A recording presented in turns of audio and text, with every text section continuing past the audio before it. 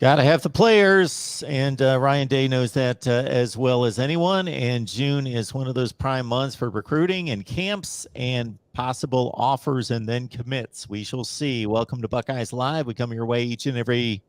Well, you got to subscribe, hit that bell for the notifications to know when we go live. And here we are. Tony Gerdeman, Buckeye Scoop, Steve Hellwagon, 247 Sports, Buck Nuts, and Kevin Noon from Buckeye Scoop as well. Guys, appreciate you being here as always. We've done it 161 times. And Steve joining us from, you'll have to tell us what you ordered, Steve, I guess. Yes, I'm in Akron. My niece is playing in the state softball championship here a little bit later today.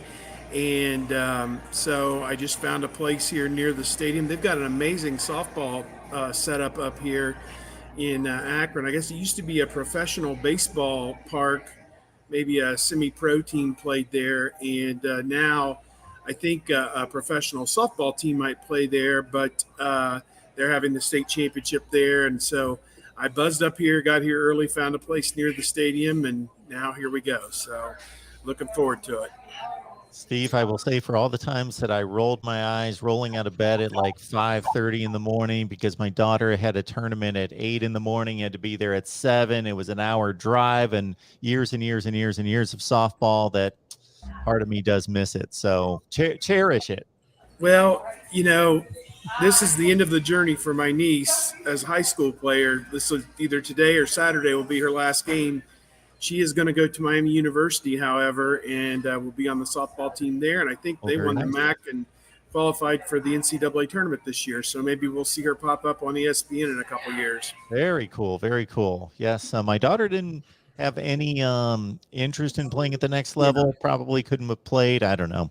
I won't go into that. But basically, her last time on the field was in a state championship game loss. So that was bittersweet, of course, achieving that much to get to a state championship game, but coming up with a loss and that being the last time on the field. All right. On to beginnings rather than endings, and beginnings for a lot of athletes and their aspirations to play big-time college football, Tony, and a lot of camps, a lot of recruiting visits, official visits. So what are you keeping your eye on? Who's catching your eye?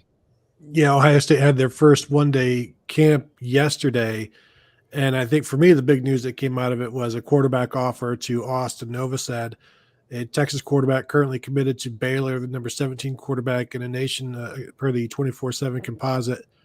And Ohio State looking for that 2023 quarterback. They want to take one every year. It doesn't matter that they've got a 5-star Devin Brown entering this year, and they've got the 2024 5-star Dylan Raiola. They need somebody in the interim as well to continue to build up that room. So Ryan Day watched Austin Novosad, also had him competing against Jax Leatherwood, a quarterback committed to Nevada, and basically had those two guys going head-to-head, and they saw enough from Novosad to go ahead and make the offer, and now we kind of just wait to see if he's going to commit. And the thing to keep in mind is he's a Texas kid, paid his own way to come to Ohio State's camp, trying to earn an offer.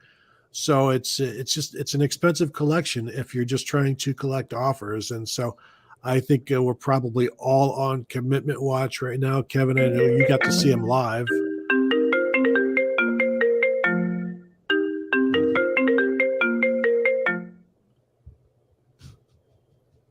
What'd you think of him?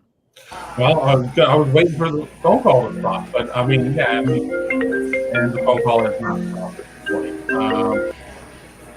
All right, there we go. I thought he looked really good. I mean, you're right. He did play his own way to come here, and quite honestly, he, Austin and Jax had about 10, 15 minutes of real, 2-on-1 time with Ryan Day and Corey Dennis. I mean, they still went through the full camp. It wasn't like, oh, warm you up and bring you in here and, get out. But, I think that Novosad was a little bit further ahead of Leatherwood in terms of where he is as a quarterback. I had a chance to talk to Leatherwood, not Novosad, after the game, and even Leatherwood said that, when you looked at Austin, his footwork was great. I mean, he threw a good ball, all that kind of stuff. Whereas Leatherwood's like, I'm still kind of working on that. Austin Novosad 6'3", whereas Jax Leatherwood is 6'6", 6'7". So Yeah, I think that it's a situation of where he certainly is on commit watch. I don't think that it's a case of he just goes and just immediately flips at this point. He goes to Ohio State, gets an offer. I mean, he could probably go to a couple other schools and go get some offers at this point. It isn't like that he's a completely unheralded kid with no track record. Baylor's been able to do a thing or two with some quarterbacks. Granted, Charlie Brewer leaves, goes to Utah. That transfer does not work out as he ends up giving way to Cam Rising.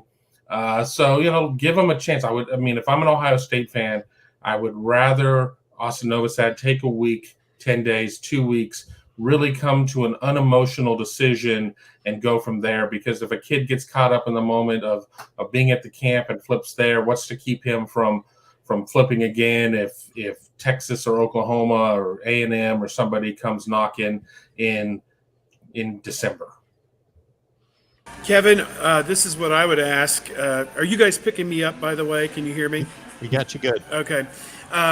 Dripping Springs, I know you spent time in the state of Texas. Do you have any idea where in the heck Dripping Springs is? What quadrant of the state? Because that's a new one on me.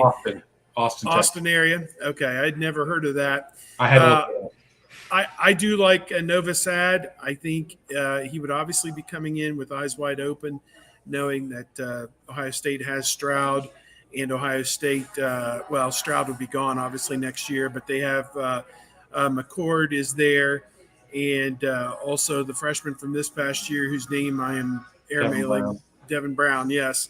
So he would come in eyes wide open, knowing he's the next guy in line after those guys, and with the prospect that Raiola would be coming in a year later. So if he doesn't reclassify and come in 23, which is all the rage, I guess, these days. So I guess I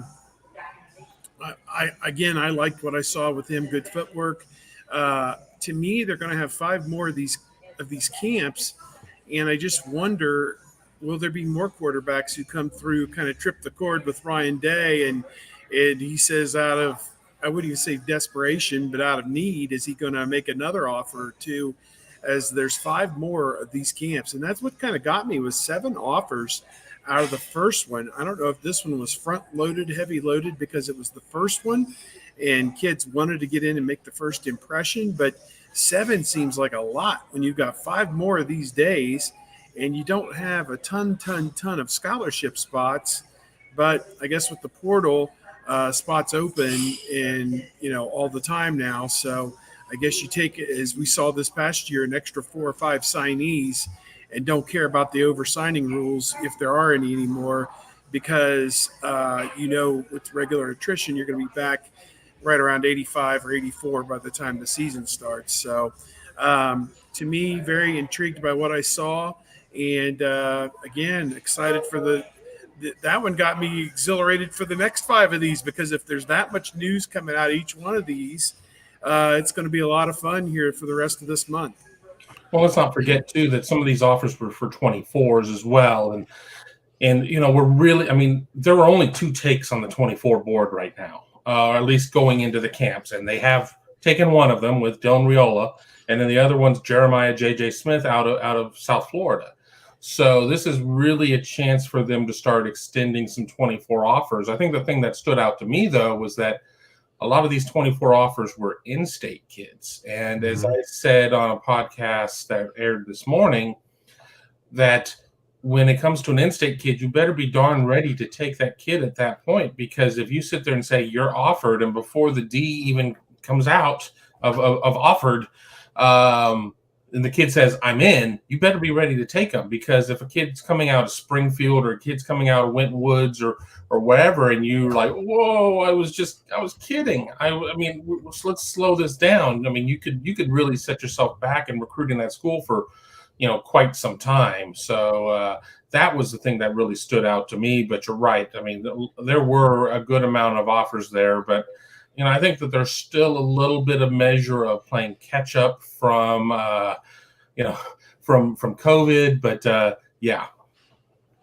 The 2024, there are 4 offers from the 2024 class. As Kevin said, 3 from Ohio. One, maybe the most surprising, is the Indiana kid, Mylan Graham. And again, if you're going to offer an Indiana kid, it's not entirely different than offering an Ohio kid. You might want to be ready to accept that commitment. He's a unranked wide receiver, 2024. As I said, this was his first FBS offer, and it comes from Brian Hartline and Ohio State, who have been able to go get not necessarily whoever they want, but a large pick of who they want at receiver nationally. And to then see this kid show up and be like, nobody else has offered him, doesn't matter. We'll go ahead and throw out an offer right now. So I think that one was surprising to me. I wonder how surprising it was to him. And it's just interesting. And as I said on Buckeye Weekly just a little bit ago that we're going to drop today, I am now interested to see what his rankings do at this point, and what is the starting point for the first time you show up in the rankings is because Brian Hartline has offered you. And we know that offers create new offers. So they're going to be 15 copycat offers because they're going to say, well, if Brian Hartline likes this guy and we can sit there and see what his track record has been, maybe we need to take a second and third look at this kid. And I think that there are just going to be some schools that are just going to offer just to remain in the game at this point, because you have to. I always laugh when I see a kid who is a top 25 national kid and has 54 offers, and that 55th offer that comes in 3 months before the signing period is like Western Michigan. Where the hell have you been? I mean, you're Western Michigan. You need to be first, not last.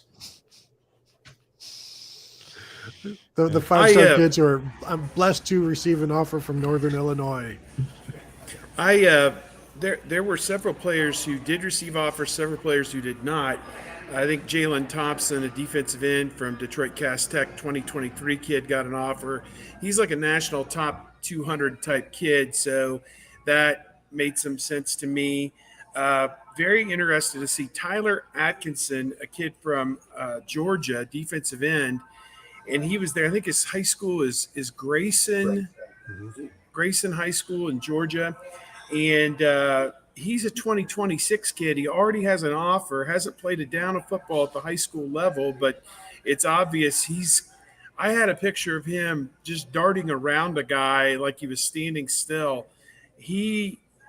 I don't know. It's hard to project where somebody's going to be 4 years from now, but it seems like he's a pretty good player. I don't know.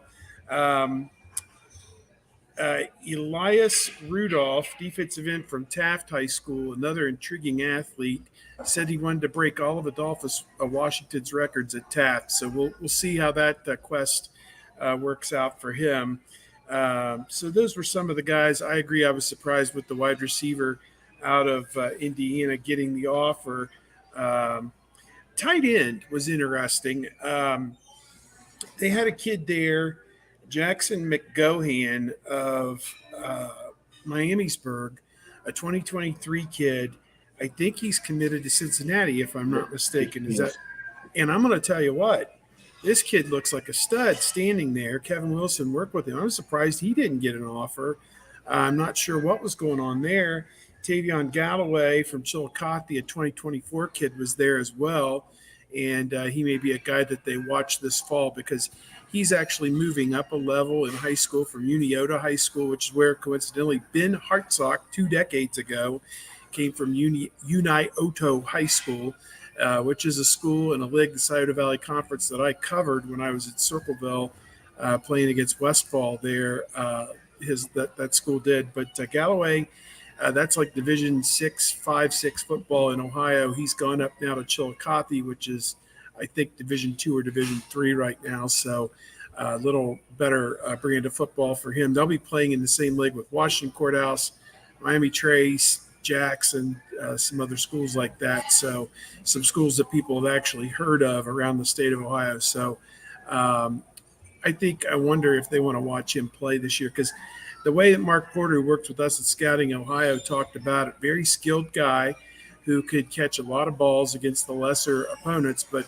really has had zero, and I mean zero, experience having to block against anybody close to his size at that level of football. So we'll see at Chillicothe how that side of his game is developed, because if you can't block, you can't play, and that's kind of the thing there. But those are in a nutshell some of the other guys I saw. It got so hot and I was wearing a black shirt. And I know Kevin and a lot of the other guys were there before I got there. They were there after I left, but I wasn't in shape for that yesterday. It was about 95 degrees on the turf, and I even drinking water wasn't enough for me. I had to get the heck out of there, so I bugged out. Yeah, it was quite warm, and then we had a torrential downpour where the rain was coming down sideways and every which way but loose. And several people are like, "I've never seen it rain this hard in Columbus before." I mean, it was terrible, and then it stopped, and then the heat came out, and it was just hotter. But I was like Steve in terms of I really was interested in watching the tight ends, and there's just kind of this weird situation because we're drawn to watching the tight ends. And the role of the tight end in the Ohio State offense has been participant. I mean, that's just kind of it. I mean, Jeremy Ruckert, I'm blocker, going to have a tremendous NFL career. And, poor guy couldn't get 40 catches in a season, certainly at Ohio State. So we spend all this time watching tight end when it's, not necessarily this huge focal point, but they're looking to take two. You have Ty Lockwood already committed in this class. They certainly would like to take a second one, but they have the benefit of having a tight end already in the class. They need to do their due diligence and make sure that they make the right offer. And that's not to sit there and say that, a top 5 national tight end is going to be like, I can't wait to go to Ohio State and block. But, you better be ready when you do this because, that's a position that, these guys are still growing. They're still developing. I mean, I think Ohio State would love to be able to make it into the start of all these guys' senior seasons, get 3 games of film and see what they see there as opposed to making camp offers. But I think they're able to kind of slow things down a little bit and wait and see. And, you might miss out on the guy because of it. You might miss out like on a McGohan or somebody like that. But, you run that risk to make sure that you're making the right decision. 2 quick things before we may want to get to Yakov and the super chat. Roger, the turf is not going in yet. They're still ripping the old turf out. So now in the WAC, you guys saw it, right, Kevin? Looked beautiful.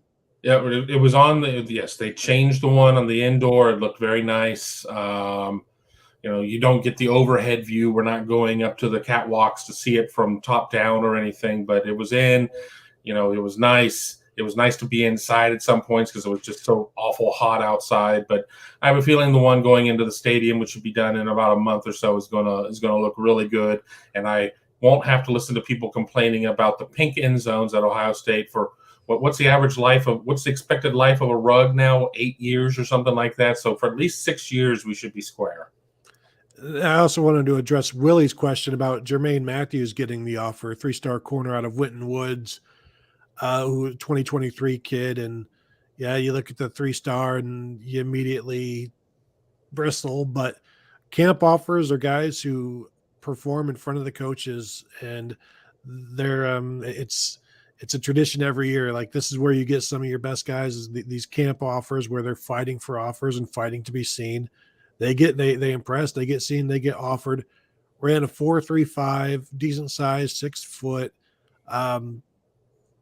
The other factor here is Ohio State needs corners, and they've missed out on the top guys in the nation. Coaching change didn't help that, and so you're trying to build relationships. I'm assuming Jermaine Matthews has had a relationship with Perry Eliano, and so there's been that going on. But yeah, you need them, and if you've got one in state that is good enough to play, you might want to try to get them locked up as quickly as possible, and then move on to the rest of the nation. But like I said, they've missed out on the top guys, so now you've got other guys like Sharif Denson, I think is one guy. Kayan Lee from Georgia is another guy. And they need a bunch. They need as many defensive backs as they can get annually because they play so many, and they're only going to play more with Jim Knowles. Right. I expect, maybe up to 5 safeties in this class, but they're going to need to take some corners. And Jermaine Matthews may be rated as a 3-star, but I've been doing this a long time. And you can't necessarily put it all on one camp outing, but he didn't look like a 3-star to me out there. He had a tremendous go. I don't think there was a single recruiting reporter that was there that was surprised that he got an offer. He's still shooting for a July 4th decision. So I think that this one is trending very well for Ohio State. Sue's got a question here concerning the 6th-rated wide receiver in the country, Carnell Tate, a top 40 player according to the composite crystal balls in Ohio State's direction. Is he going to be on campus for an OB? I mean, my assumption is yes. I mean, I know that there's some people that are really concerned about the push that Tennessee has made. Tate honestly, Tate has been on the Ohio State campus so many times that he probably already has a dorm assignment. That doesn't mean that I'm saying 1,000% he's ending up at Ohio State, but I still feel strongly about Ohio State's chances, regardless of the Tennessee push. I mean, it's just kind of shown the wide open nature of NIL and how some things can happen there. But, I don't have a list of OVs in front of me at the moment, but I don't see any reason why he's not. I mean, pretty much everybody else that at that position who's going to be visiting. I mean, we know, Brandon Ennis, I think, is the 17th. Noah Rogers has his set up somewhere in there as well. I'm expecting both of those to go the right way. They obviously already have a commitment from Bryson Rogers. He'll be up in June as well. And, I think that Carnell Tate, and it wouldn't surprise me if it was either going to be the 17th or 24th. Those really seem to kind of be the big weekends. Things kind of spread out well, because you can't just have 50 kids in on OVs and expect the people to get enough hands-on attention in terms of meeting with the coaches and the players and everything else. So it's kind of good to split some things up.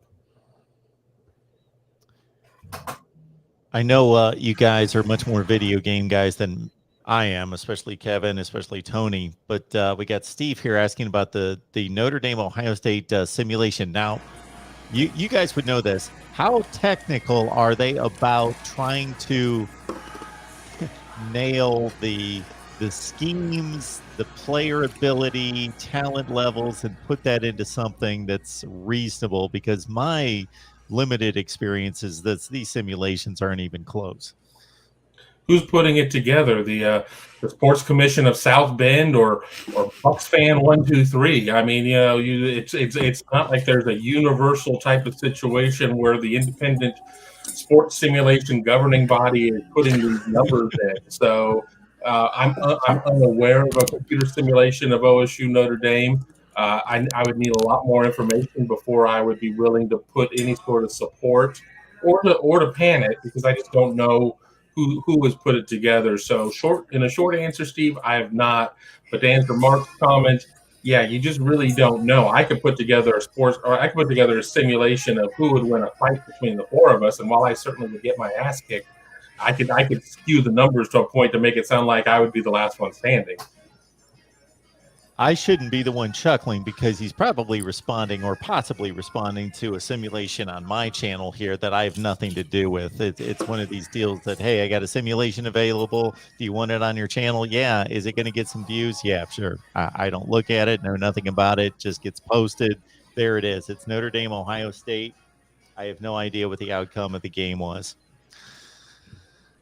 So there's that. Okay, Yakov asking about the prowess of Corey Dennis on the recruiting trail and as a coach. Is he underrated? I would say so. I think he's done a bang-up job so far. He can, even back to JT Barrett, take a little bit of credit for how well things have gone for the Ohio State offense up through Haskins and obviously Justin Fields and now Stroud. And, since Day has been the head coach, he's been the quarterback's coach. So these last 3 years, going into his fourth year, and, had Heisman finalists. And obviously these guys are ultra talented in their own right. But at the same time, he's been part and parcel of the success of the offense for the last 5-6 years, and kind of stepped out of his father-in-law's shadow, in my opinion.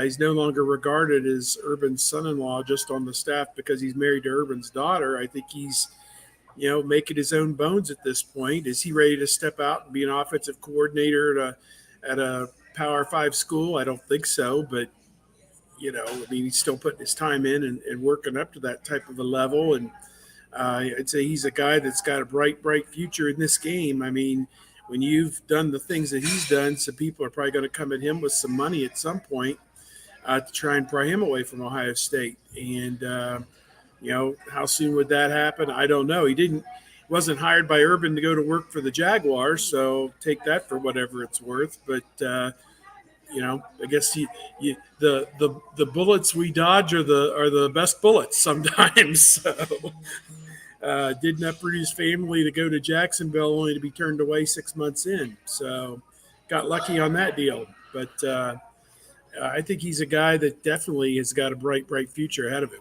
Well, Dwayne Haskins said back in 2018 when Ryan Day had to take over for Urban Meyer while he was suspended, like Corey Dennis became his personal quarterbacks coach because Ryan Day had to take care of the entire team during camp and all that. He had more duties to worry about. So Corey Dennis, even then, was receiving rave reviews from Dwayne Haskins, and then obviously things have continued on. But also, I know Ryan Day gets the bulk of the credit in terms of the development and the recruiting, and he should. But also, if players didn't like Corey Dennis, recruits didn't like him, they wouldn't come to Ohio State. Ohio State under Jim Tressel, they were annually in on the best quarterbacks in the nation, but they couldn't seal the deal. And I don't know if it was because the quarterbacks coach that they were going to be working with was Nick Siciliano. I don't know if that had anything to do with it, but Jim Tressel could get players to visit, but they just, couldn't really seal the deal. And whereas here at Ohio State, Ryan Day can get players to visit, and both he and Corey Dennis get the job done. And I've yet to hear any kind of negative feedback regarding Corey Dennis from players or recruits. I mean, let's not forget that Jameis Winston took a visit to Ohio State, and we could play the hypothetical. What if Joe Daniels never got sick? And, Joe Daniels left us, too soon as he got sick and then passed away. And that, opened the door for the Youngstown Mafia to continue with Nick Siciliano. But, it's an interesting question on Corey Dennis because people naturally just want to assume Ryan Day is really the quarterback's coach and Ryan Day is really the face of quarterback recruiting. Is that the case? I mean, I don't know if we'll ever truly know the division of labor there, but if Corey Dennis were some babe in the woods or incompetent or whatever, quarterback is that position where, football dads are one thing, quarterback dads are something else. And quarterback dads see through the BS because a lot of them are full of their own BS. And they're not going to sit there and let their kid go and play for somebody who is grossly incompetent or somebody that is just a product of nepotism. So I would tend to say that Corey Dennis is underrated for what he's been able to do. You look at the quarterback legacy of what Ohio State's been able to do.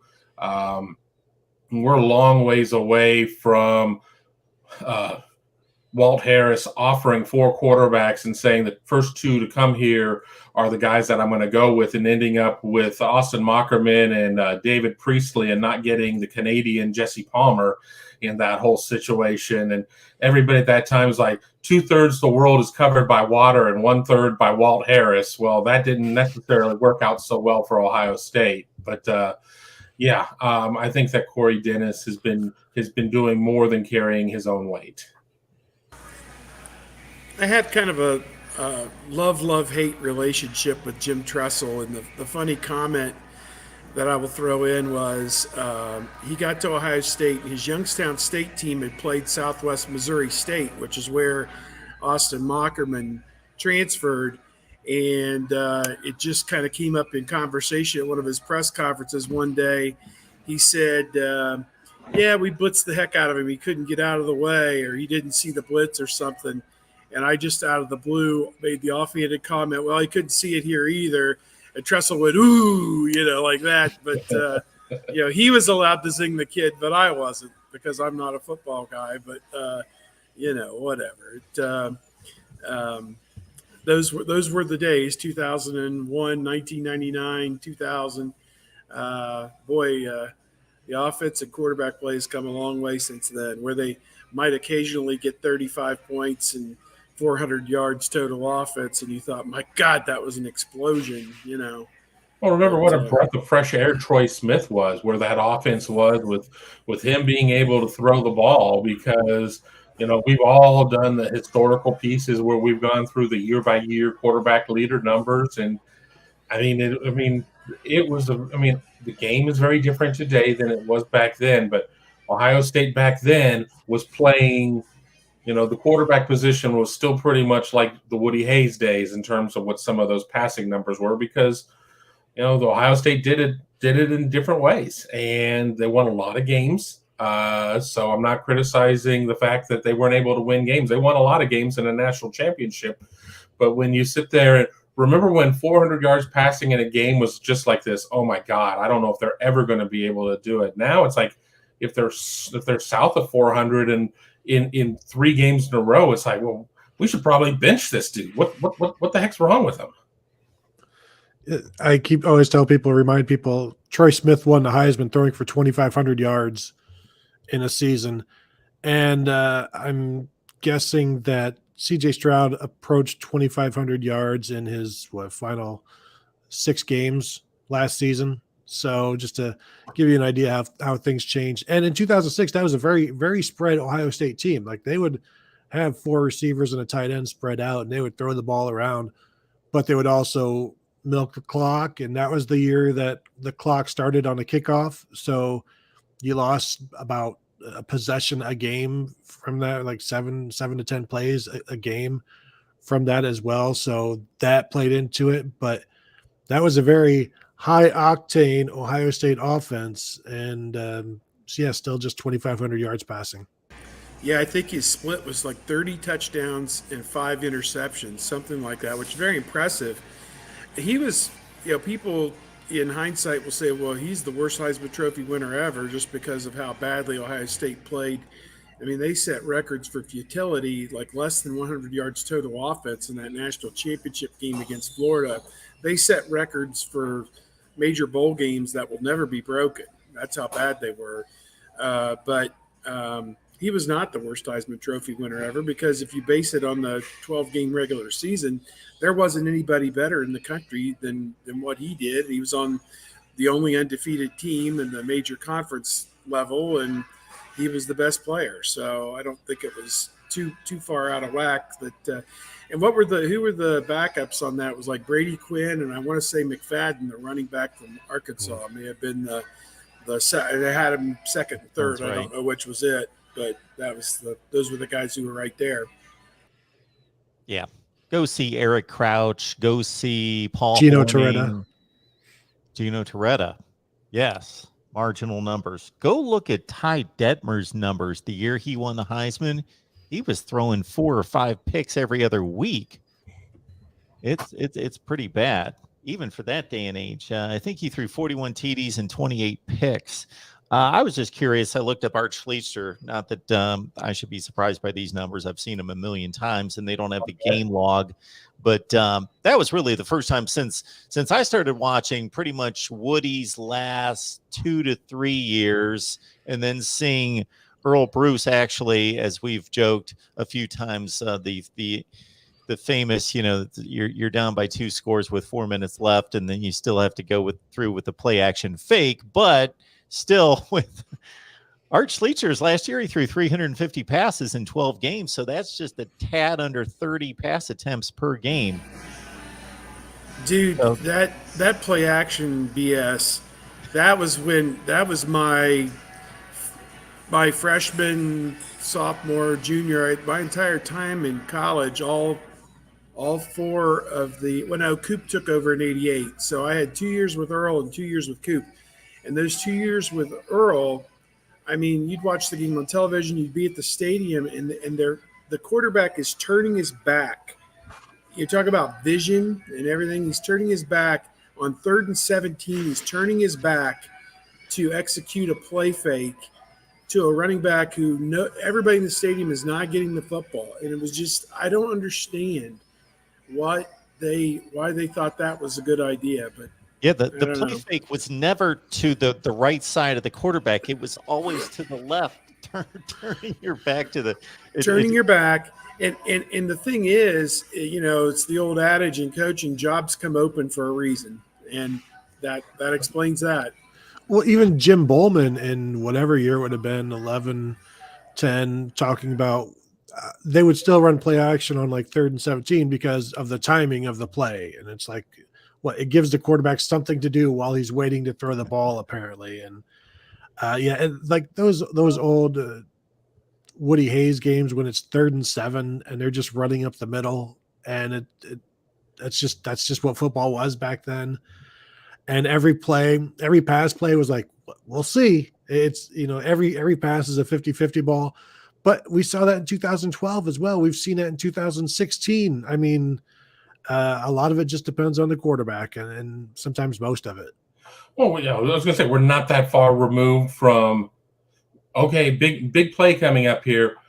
Which hole is, are they going to sit there and try and send JT Barrett through? I mean, that was the offense. I mean, when it came down to be a knuckle buster, that was going to be the play. So, we're not that far removed from that, predictability. And again, predictability won a lot of games. I'm not trying to rewrite history here, but we all talk about, we're in the golden age of Ohio State recruiting. We're in the golden age of Ohio State output. We've certainly seen a lot of Ohio State wins, but what we're seeing now with where Ohio State's offense is, especially, thank God that, the game is really set up right now to where it's geared toward the offense. You can't defend anybody anymore. You can't touch anybody anymore. So you better take advantage of it while you can before we see the pendulum swing back and then, put a bunch of rule changes in place that, limits the offense, just like they deadened the baseball because there were too many home runs. I just went back and looked at Braxton Miller's numbers from the Illinois win in 2011 when Ohio State was 1 of 4 passing for 17 yards. He also rushed for just 34 yards that game. So Buckeyes got 51 yards out of their quarterback and a 10-point win at Illinois. But I think the days of Ohio State completing one pass in a win or in a game are long gone. And I can't even imagine the weather that it would require. You need like the snowball. And even then, they would still do the jet sweeps and just get these little push passes, and they'd be like 2 of 42 instead of, whatever. Well, remember the Wisconsin game that season where they had to sit there and the chuck and duck where they had to go and review to make sure that he didn't cross the line of scrimmage, and Devin Smith had ended up getting loose behind the receiver or whatever, and it's like, oh my God, it's not going to get any better than this wide open offense at that point. Yeah. I remember a game at Illinois in 91 where they did not throw a pass in the first half. And they had Joey Galloway, Jeff Graham, Brian Stabline. They had plenty of weapons. Bobby Olive at wide receiver. Didn't throw a pass in the first half. We're down like 7-0 with a future NFL quarterback. Kent Graham. Kent Graham was a quarterback, for that game. And I'm like, can't. Back in the day when they would run they would run the triple option with Kent Graham and throw the ball with Kirk Herbstreit. Yeah, absolutely. And then there's the infamous last play against Michigan in 1990, of course, with Greg Fry running the option. All right, we bring it back up to 2022, and Steve Buckholz is asking about Sonny Styles. Whoever wants to take this one in regards to, and I've mentioned this here, and it's not in kind of brainiac comment on my part that Sonny Styles and Hickson or Ronnie Hickman, I should say, to see whether at least one of those two make an impact could just be enormous for this defense. I'd feel a lot better if Sonny were able to have the winter and spring and, to get acclimated, but he's a reclassification guy who's going to be a year behind everybody who's going to, who's a June enrollee. So I think it's kind of a big ask. I mean, it's certainly a position of need in terms of what the Jim Knowles offense is going to be asking in terms of personnel and some things there. But, I think Sonny Styles is going to have to probably go the route that a lot of players do. And, that first year is going to be some special teams. And I think Ohio State's going to win some games handily to where he's going to get out there and be able to have the opportunity to figure out up is up and down is down and left is left, et cetera, et cetera. But, I would be really surprised if he were able to step in, because even JT Tuimoloau, who came in even later with the July 4th declaration and came in a couple weeks before the season, and he saw, he had some impact and played a decent amount, but that's a little bit of a different situation of where you're playing closer to the ball. You're not asked as many duties. And, and honestly, I don't think we won't necessarily want to see anything that is a throwback to last year's defense in terms of, well, he was able to get away with it. Yeah, well, the defense last year wasn't really that good. So if Sonny Styles is able to step in and have an impact this year, it's one of two things. Sonny Styles is the most remarkable athlete in the world, or this defense hasn't learned a damn thing. I'm optimistic he can help them this year. I don't look for him to be a starter or anything right away. I think JT Tuimoloau last year coming in July was kind of the blueprint that it does take you 5 or 6 games to get your feet wet and get acclimated, and maybe he makes more of an impact as the season goes on. Maybe he makes more of an impact on special teams. He was dynamic on special teams for Pick Central.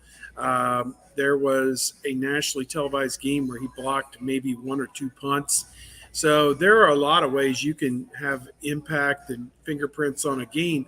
Chris Olave, as a freshman, did a lot of things on special teams to kind of get his feet wet. And that's what everybody talks about at Ohio State, is the first place that you'll make an impact if you're going to play is on special teams, and then you build up from there. So maybe that's where early in the season, where it's pretty simple of go get football, that type thing, go take football off punter's foot and score a touchdown. It's simpler than the intricacy of trying to go in on defense and trying to read a quarterback's eyes and trying to shadow a linebacker, or rather a tight end, and all these other things that you have to do. So, again, very optimistic about him. And really, this continues to beat the drum. 2 or 3 years ago, I was doing exposés on how poorly they had recruited on the defensive side of the football. Well, that's no longer the case when you've got 5 national top 50 guys now on the roster with Styles and Hicks and Powers and Sawyer and Tuimoloau. You don't have it necessarily just yet in the secondary, but I think you've got veterans back there. Burke played like a national top 50 guy last year, even if he wasn't. So there's plenty of talent on that side of the football. And I think as the season goes on, maybe some of those top 50 guys will bubble a little bit closer to the top, and the cream will rise to the top. And the consistency of their ability to impact the game is what Jim Knowles will be looking for. Yeah, I want people to be more cautious with their expectations for Sonny Styles this year, because as Kevin said, he is a reclassification. He's a year young. He is also at a position that actually has a lot of players, and whether that is, I'm going to assume it's strong safety rather than free safety, because that's just a tough ask for a guy who's 6'4" and 215 pounds. And Jim Knowles has said he will initially begin playing at safety. I would expect that to be more of a strong safety, where they already have Josh Proctor and Court Williams, and Lathan Ransom is somewhere, and we know Ronnie Hickman is starting at free safety. So there's 2 guys at each spot if you want to put Lathan Ransom at free safety, and then there's also Kai Stokes. So right now there's just a lot of guys, and that's with guys leaving through the portal from safety at Ohio State. But I think it's a tough ask for him to make an impact on defense this year. He can certainly make some plays, and we'll have some opportunities in blowouts. I think special teams, as Steve said, is where he could really shine, because he is a knife through, at least in high school, he was a knife through the blocking schemes and getting to the ball, and he's long, and he's just really good at it. Just really times it up really well and appreciates that role. So I could see that continuing at Ohio State, a little bit like Chris Olave as a freshman in 2018, where he had a skill that they liked, and they put it to good use against Michigan. He blocked a punt for a touchdown. So I think that, for me, that's more where he will make an impact this year. But I am certainly interested to see where he lines up, how well he manages it, because as you know, I've said to other people, other places, the number of 6'4" free safeties in the world that have ever produced anything can be counted on one hand. And so is Sonny Styles one of those? To say that anybody is, you're probably wrong. I think outside linebacker, defensive end, some kind of rush man package is probably where he's going to end up. USC had that guy Taylor Mays, who was like 6'3", 225, but I don't know if he ever amounted to much of anything in the NFL. But I look at it. I look at it that Styles is a guy that can impact the bottom line. Again, as I say, I don't know over the long haul if that's going to be at safety or not. But that's where he wants to give it his first shot. That's what the coaches said. We'll let you try it and go from there. But to me, I always said at Pick Central. They won big. I mean, they did win a state championship one year and were second, I think, his junior year, and then got beat by Upper Arlington, which made it to the Final Four, like regional final. I think they lost last year. So they won 10, 12 games all 3 of his years. They won big. They beat people pretty handily, but I always just kind of complained that he wasn't in on enough plays at Pick Central. I mean, because like they would play teams like Lancaster, who just runs the ball exclusively. Newark just runs the ball exclusively. And he would basically, get a folding chair and just sit in the back, and just watch it all unfold in front of him. And like once a quarter, somebody would leak out. He'd go over and breathe on them and they'd fall down. It was like, why isn't this guy involved in more plays? Why isn't this guy involved in hitting people at the line? He's bigger than everybody. Why isn't he up front? Knocking the ball carrier to the ground every other play. He was not involved in much. So from my standpoint and from my druthers, and I'm not saying you need to run him in the ground or anything stupid, because he's a tremendously talented player. It's just, I would have liked to have seen him involved more. And then when they did play, was it St. X in the state championship game, the pass defense that day was miserably awful. And I don't put that entirely on him, but it's like, okay, he's not involved in anything that happens in the front 7. He's not involved in anything with the line of scrimmage. And then when you do play a team that is capable of actually having a 2020 passing offense attack at the high school level, they put up, they could name the score against you in a state championship game. That was a little disconcerting as well. So I don't know how great he is against the pass, to be honest with you. I don't know. I don't think we know. I don't think we honestly know how good a football player this guy is. He looks the part. He looks the part. We're going to find out how good a football player he really is, though. Got a question coming in from Michael here. So yesterday I did my best to verbally illustrate the coverage prowess that was on display by Jabril Peppers in intercepting his one career pass against Ohio State when the ball was tipped right into his lap. Similarly, let's understand that interception leaders are often produced by scheme, by luck, by chance, by a number of things. There are certainly exceptions, great ball hawk guys that do it their entire careers. But that being said, got Michael asking which defensive back will get the most interceptions this season. I think I will not choose Denzel Burke because I don't expect him to get challenged that much. And that's why it might be Cameron Brown, because he's going to be the corner that maybe gets the most throws.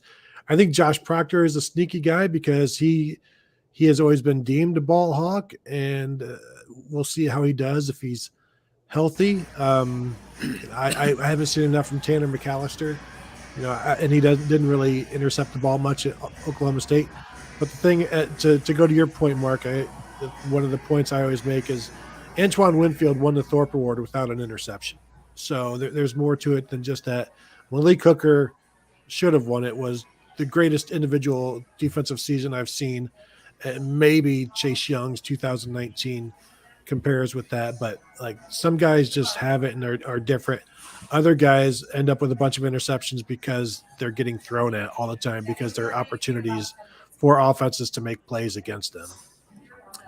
I'll say I just hope somebody gets an interception because it's been a long way through the desert for this Ohio State defense in terms of getting picks. Who was the last great defensive back they had that had maybe 4 interceptions in a season?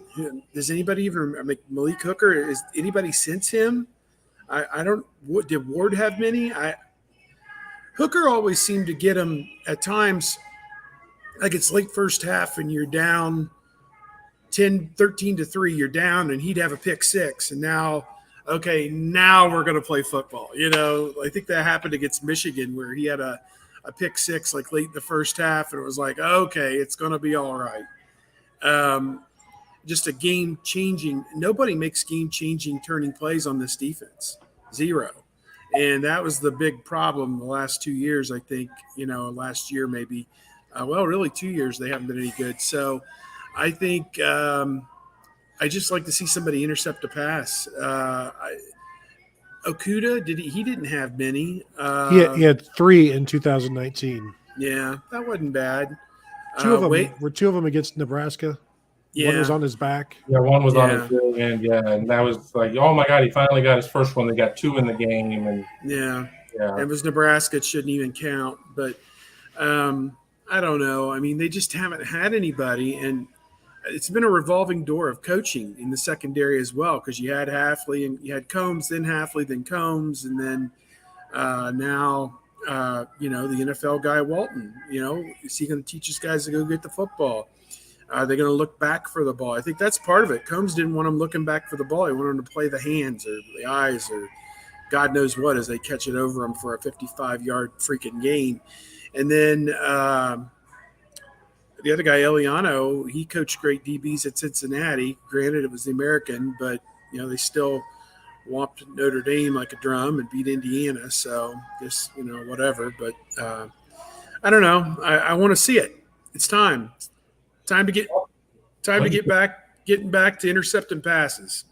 Shocking that Ohio State hasn't had interceptions when they haven't been able to rush the quarterback. Rush the quarterback and you have some success there. You're not able to do that. The guy has time to scan the field and lead his guy, or have his guy break off the pattern and find him, or at least just have the wherewithal to dump the ball. So I think that as soon as Ohio State starts getting to the quarterback and creating havoc, you're going to have more success there. As for a player, Tony named all of them, including 17 other players from various eras. So there's nobody left for me to pick at this point unless I were to take a true freshman. So I'll just say yes. Well, if it continues along the lines that Steve's depicting over the last 5 or 6 years, maybe it's, JTT or it's Sawyer batting passes in the air and they get a couple, and they're going to lead the team with 2, maybe. Watch out for Jerron Cage. It's pretty bad when Haskell Garrett is your best hands guy catching opposing passes. That's pretty bad. Craig Young led them in interceptions last year with Ronnie Hickman. So of their 12 interceptions last year, four of them have transferred out. 2 from Craig Young, 1 from Ryan Watts, and another from Bryson Shaw. So they've got some ground to make up. Craig Young probably had those when the aggregate score was probably 60-5 too. So who knows? They don't get it. They don't get them when they need them, and they don't get them to change a game, and they haven't for years. So I don't know. Well, and your point, 2016 they had 21. That was a tremendous year. 2014 they had 25 interceptions, and that was a team that made some plays. Well, Darren Lee, I mean, we all remember plays that he made, but that was a defense that made some plays. Yeah. And they won a national championship.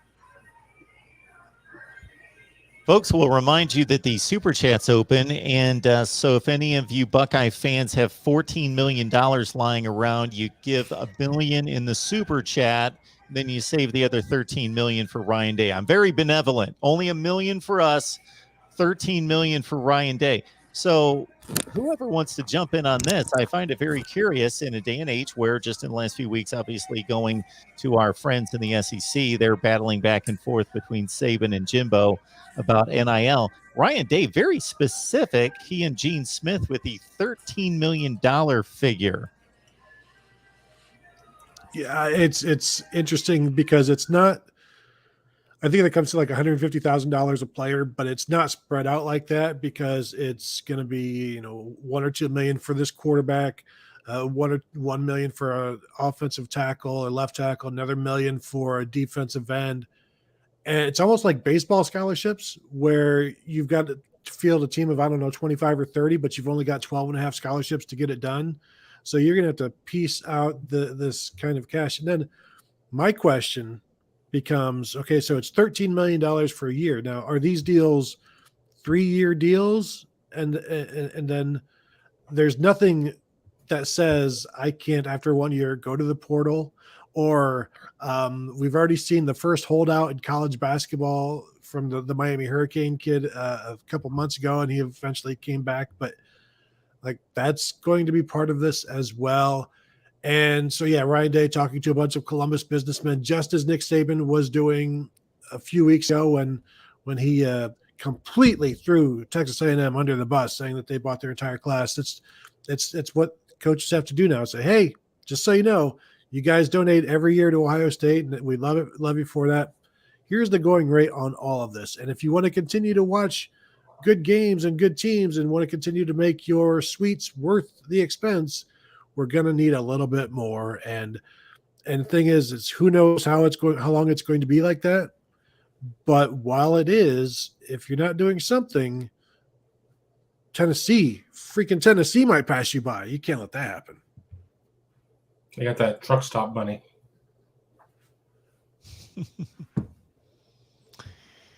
Yeah, this is where we are with college football. So at least it's a pretty good base of business there in Columbus and Central Ohio versus what some other schools have to face.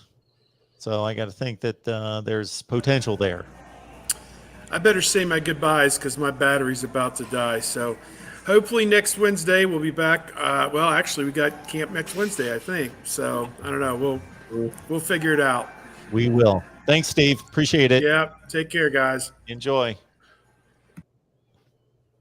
And yeah, just to give you, I know we brought up preseason publications last weekend. We'll get your thoughts in future weeks, but just to give you the landscape of college football here in Connecticut, I went to a Walmart, went to CVS, Walgreens, and then the local grocery store.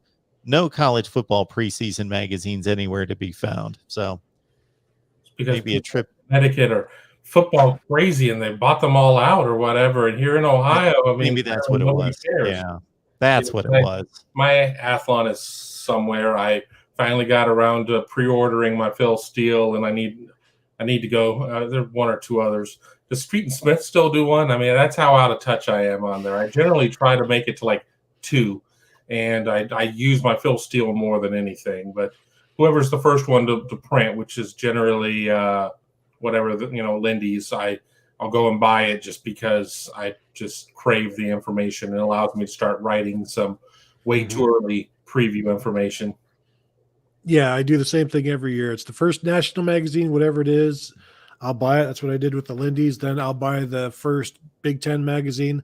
Although generally I'll buy the opposite. Like if I bought the Athlon National, I'll buy the Lindy's Big Ten and vice versa. That way I'm not doubling up and just getting the same kind of view. So, and then of course, Phil Steele and like Kevin, I've already got mine ordered. Should be getting here in about 2 weeks. So looking forward to that. And yeah, it is interesting because I don't read it. I just need it. And I want to have it referenced. And then once people, just regular people, citizens, they hear about Phil Steele magazine, and I just tell them, like, it's not a reading magazine. It's a reference manual. It's a reference tool. Yeah. You should really have I see people tweeting at him, Phil, great day to just be sitting on the beach reading your magazine. I'm like, it's not. It's just a lot of words. And again, it's the one magazine I can't live without, and I use it every single day when I'm working. But it's not something that is necessarily sit down and read. Yeah, Page turner. No, I've never done that. It's like a dictionary. Because I've taken that approach at times, and then I remind myself, no, because I got a headache after about 18 minutes of trying to look at every little line and figure out what does NPL mean. I didn't know. Okay, I got to look at the key again. Yeah, it's if it was written out, it'd be like 4 feet thick because it's just amazing what he packs into one page of material. Now there's another publication. I'm not going to point them out because I don't know exactly who it is. I think I've got an idea that the last few years I figured, okay, I need to stay away from them because, I read some kind of defensive overview on Michigan State and I'm like, I knew all those guys. They mentioned like 4 guys and it's pretty, there's a lot of words that are just kind of filling paragraphs that, could be, yes, much better used. But anyway, yeah. Get out there and buy your collection of magazines, folks, and we will talk those up here in the next few weeks as well. We always appreciate Tony and Kevin being here. Kevin, real quick, since you got to run, you both have to run, just let us know where people can track you. Yeah, Twitter at Kevin_Noon, Buckeye Scoop. You can find me on the Big Me Kickoff. Lots of camp coverage coming up. Pushed a couple stories from this week's camp. We got a couple of camps next week, and I'm around. Yep, you can find me at Tony Gerdeman on Twitter. Podcast is the Buckeye Weekly Podcast, dropping one today, just talking about the camp yesterday, the offers, and what they mean moving forward. And of course, you can find me at BuckeyeScoop.com as well. All right, everyone. We don't know when we're going to be here next week. That's why you subscribe and hit the bell for the notifications. But we will get it together at some point. Tony, I appreciate it. Kevin, thank you so much. Absolutely.